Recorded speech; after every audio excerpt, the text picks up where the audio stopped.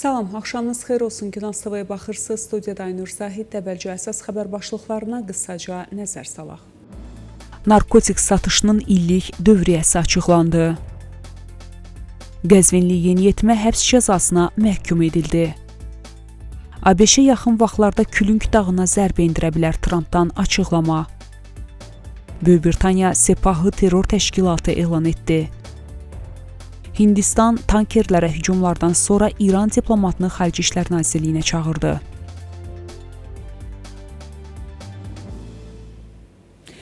İndi isə daha ətraflı. Hazırda İranda müxtəlif növ narkotik maddələrdən istifadə edənlərin sayı minimum 3.800.000, orta hesabla isə 4.400.000 nəfərdir. Bu barədə İran Narkotiklərlə Mübarizə Qərargahının hesabatında bildirilib. Hesabata görə narkotik alüdəçilərinin 22% qara işçilər, 2% isə şagirdlər təşkil edir. Üçüncü yeri isə qol, kimyəvi narkotik vasitələrdən istifadə edən qadınlar tutur. Əlaqədar qeyri-hökumət və insan haqları təşkilatlarının hesablamalarına görə İranda narkotikaya illik xərclənən pul orta hesabla 7 milyard dollar civarındadır. Qeyri-rəsmi məlumatlara görə təxminən bu məbləğ civarında narkotik maddələr də İran vasitəsilə başqa ölkələrə göndərilir. Qəzvin şəhərindən olan 17 yaşlı Əmir Əli Qacari 3 il həbs cəzasına məhkum edilib. Bu barədə İnsan Haqları Təşkilatları məlumat yayıb. Qəzvin İnqilab Məhkəməsi bununla yanaşı həbsdən sonra onun 8 ay müddətinə bələdiyyədə məcburi və məvacibsiz təmizlikçi kimi işlənməsi barədə qərar çıxarıb. Qacari yanvar etirazlarında iştirak etdiyinə görə cəzalandırılıb. Qeyd edək ki, yeniyetmə həbs edildikdən sonra 8 gün Kəşfiyyat Nazirliyinin yerli təcridxanasında saxlanılıb. O, istintaq zamanı işgəncə edildiyi və ağır döyüldüyünə görə xəstəxanaya köçürülüb və 14 gün müalicə olunub. Davam edirik. İran prezidenti Məsud Pezeşkiyan Rusiyanın energetika naziri Sergey Svilyovla görüşündə Tehranın Moskva ilə birgə layihələrin icrasını ləngidən maneələri aradan qaldırmağa hazır olduğunu bildirib və iki ölkə arasında strateji razılaşmaların danışıqlar mərhələsindən icra mərhələsinə daha sürətlə keçməsinin vacibliyini qeyd edib. Bazar ertəsi keçirilən görüşdə Pezeşkiyan enerji, neft, qaz, neft-kimya, sənaye, ticarət və tranzit dəhlizləri sahələrində əməkdaşlığın əhəmiyyətini önə çəkib. O bildirib ki, Rusiya prezidenti Vladimir Putin də daxil olmaqla hər iki ölkənin yüksək səviyyəli rəsmilərinin nümayiş etdirdiyi siyasi iradə fonunda birgə layihələrin həyata keçirilməsi ləngiməməlidir. Pezeşkiyan həmçinin BRICS, Şanxay Əməkdaşlıq Təşkilatı, Avrasiya İqtisadi İttifaqı və Xəzəryani dövlətlər arasında əməkdaşlıq mexanizmləri çərçivəsində əməkdaşlığın genişləndirilməsi üçün mövcud imkanlara diqqət çəkib.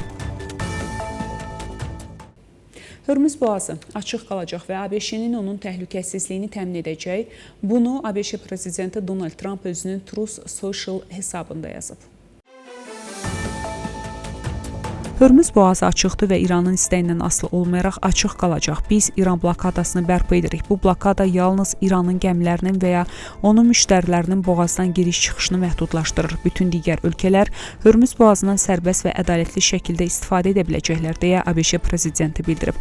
Trump qeyd edib ki, bundan sonra ABŞ özünü Hörmüz boğazının mühafizəçisi hesab edəcək. ABŞ bu andan etibarən Hörmüz boğazının mühafizəçisi kimi tanınacaq, lakin ədalət naminə təhlükəsizliyin təmin edilməsi üçün çəkilən bütün xərclərin əvəzi ödənilməlidir. Buna görə də boğazdan daşınan bütün yüklər üzrə 20% həcmində ödəniş alınacaq. Bu prosesin formalaşdırılmasına dərhal başlanılacaq, deyə Trump vurğulayıb. İranın Külünk dağı mümkün hərbi hədəflərdən biridir və ABŞ dağın birbaşa giriş hissəsinə böyük və dəqiq zərbə endirə bilər. Bunu ABŞ prezidenti Donald Trump müsahibəsində deyib. Onun sözlərinə görə Vaşinqton yaxın vaxtlarda böyük ehtimalla Külünk dağına zərbə endirəcək. Donald Trump ABŞ-nin bu obyekti yaxından izlədiyini və indiyənədək orada heç bir fəaliyyət müşahidə etmədiyini bildirib. Külünk dağının dərinliklərində yeraltı nüvə obyektinin yerləşdiyi güman edilir. Ekspertlərin fikrincə bu obyekt adi bunker əleyhinə bombalarla məhv edilməsi çətin olan möhkəmləndirilmiş yeraltı kompleksdir. ABŞ Mərkəzi Komandanlığı bildirib ki, İrana qarşı son 5 saat davam edən hava zərbələri dalğası bazar ertəsi ABŞ-nin şərq vaxtı ilə saat 22:15-də başa çatıb. Centcom-un açıqlamasına görə əməliyyat zamanı Buşehir, Çabahar, Cask, Kənərək, Əbu Musa və Bəndər Abbas bölgələrində yerləşən hərbi obyektlər hədəf alınıb. Dəqiq zərbələr sahil müdafiə sistemlərinə, raket və pilotsuz uçuş aparatı mövqelərinə, eləcə də digər hərbi dəniz imkanlarına qarşı həyata keçirilib. ABŞ ordusu bildirib ki, bu zərbələrin məqsədi İranın kommersiya gəmilərinə hücum etmək imkanlarını daha da zəiflətmək olub. Böyük Britaniya rəsmi olaraq İran İslam İnqilabı Keşikçiləri Korpusunu terror təşkilatı elan edib. Bu barədə Sky News məlumat yayıb. Məlumata görə Böyük Britaniyada bu təşkilata üzvlük, onun iclaslarında iştirak etmək və ya simvollarını ictimaiyyətə nümayiş etdirmək artıq cinayət hesab olunur.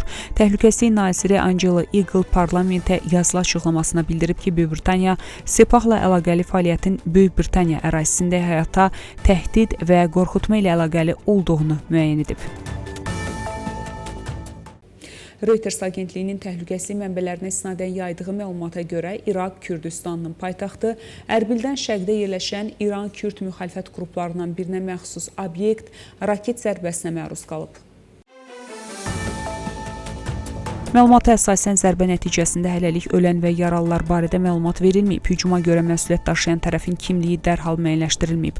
Reuters qeyd edir ki, İran İslam İnqilabı Keşikçiləri Korpusu son aylarda İran Kürd müxalifət qruplarının mövqelərinə dəfələrlə zərbələr endirib. ABŞ-nin İordaniyada yerləşən hərbi bazası 4 ballistik raketlə hədəf alınıb. Bu, Sepahın yaydığı bəyanatda deyilib. Bəyanatda hərbi bazalara zərər dəydiyi iddia olunub. İordaniya ordusu isə yaydığı bəyanatda ölkənin hava hücumundan müdafiə sistemlərinin İrandan buraxılan 4 ballistik raketi zərərsizləşdirdiyini bildirib. Raketlər zərərsizləşdirildiyi üçün heç bir xəsarət və insan tələfatı olmayıb. Bununla yanaşı Küveytdə İran ordusu ABŞ-nin Küveytdə yerləşən Patriot zenit raket komplekslərinə zərbə endirdiyi barədə iddiaların əsassız olduğunu bildirib və hücumların hərbi bazalara deyil, iqtisadi və istehsalat mərkəzlərinə edildiyini bildirib. İordaniya, İranın Hörmüz boğazında Birləşmiş Ərəb Əmirliklərinə məxsus 2 neft tankerinə hücumunu pisləyərək bunu təhlükəli eskalasiya və beynəlxalq hüququn pozulması adlandırıb. İordaniyanın Xarici İşlər Nazirliyi Birləşmiş Ərəb Əmirlikləri ilə tam həmrəy olduğunu bildirib və ölkənin suverenliyi və təhlükəsizliyinin qorunmasına yönəlmiş tədbirləri dəstəklədiyini bəyan edib. İordaniya həmçinin hücum nəticəsində bir Hindistanlı ekipaj üzvünün həlak olması ilə əlaqədar Hindistana başsağlığı verib. Yaralılara isə tezliklə sağalmalarını arzulayıb. Hindistan çərşənbə axşamı Yeni Dehlidəki İran səfirinin müavinini Xarici İşlər Nazirliyinə çağıraraq Hörmüz boğazında 2 kommersiya tankerinə edilən hücumlarla bağlı kəskin etirazını bildirib. Hindistan Xarici İşlər Nazirliyinin məlumatına görə tankerlərin ümumilikdə 46 nəfərdən ibarət heyəti arasında 30 Hindistan vətəndaşı olub. Nazirliyin məlumatına görə Al-Bahiyah tankerində olan 12 Hindistanlıdan biri həlak olub, biri yaralanıb.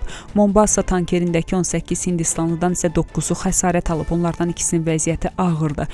Hindistan mülki dənizçilərə və kommersiya gəmiçiliyinə qarşı hücumları pisləyərək bildirib ki, mülki gəmilərə və infrastruktur obyektlərinə qarşı zorakılıq beynəlxalq su yollarında təhlükəsizlik naviqasiyasını pozur. Rəsmi Dehli regionda yenidən alovlanan hərbi əməliyyatların dərhal dayandırılmasına və diplomatik həll yoluna qayıdılmasına çağırıb.